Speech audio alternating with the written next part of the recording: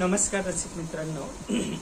आता काल परवाच बातमी तुमच्यासमोर आलेली आहे की सर्वोच्च न्यायालयाचे न्यायाधीश वर्मा यांच्या घरामध्ये 50 कोटीचं गव्हाड सापडलं.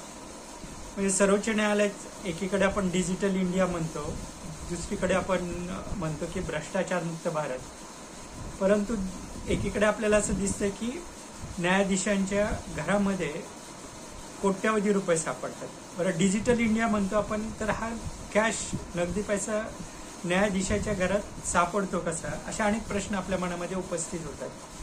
परंतु आपली भ्रष्ट व्यवस्था हे आपलं उघड सत्य आहे.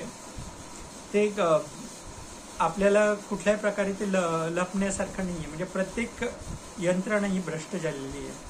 आणि या परिस्थितीमध्ये न्यायाधीशाच्या सर्वोच्च न्यायालयाच्या घरामध्ये जर 50 कोटी सापडत असतील तर आपली व्यवस्था आपल्याला कुठे घेऊन चालली, हा खूप काळजी करणारा प्रश्न आपल्या सर्वांच्या समोर उपस्थित होतोय.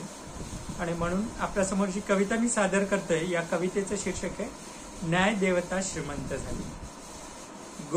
गोरगरीब जनतेसाठी जरी नसला कोणी वाली, गोरगरीब जनतेसाठी नसला जरी कोणी वाली, आनंद होतो आज मनाला न्याय देवता श्रीमंत झाली. गोरगरीब जनतेसाठी जरी नसला कोणी वाली, गोरगरीब जनतेसाठी जरी नसला कोणी वाली, आनंद होतो आज मनाला न्याय देवता श्रीमंत झाली. सर्वोच्च न्यायाधीशाच्या घरी सापडतात नोटांचे ढीग, सर्वोच्च न्यायाधीशांच्या घरी सापडतात नोटांचे ढीग, कोण बावळा म्हणतो देश आहे माझा गरीब. सर्वोच्च न्यायाधीशांच्या घरी सापडतात नोटांचे ढीग, कोण बावळा म्हणतो की देश आहे माझा गरीब. कोण्या दुष्टाने लावली आग त्या पैशाला, कोण्या दुष्टाने लावली त्या पैशाला आग, भोगेल तो नतद्रष्ट त्याच्या कर्माचे भोग, भोगेल तो नतद्रष्ट त्याच्या कर्माचे भोग. नकाच घेऊ संशय त्याच्या प्रामाणिक कार्यावर, नकाच घेऊ संशय त्याच्या प्रामाणिक कार्यावर.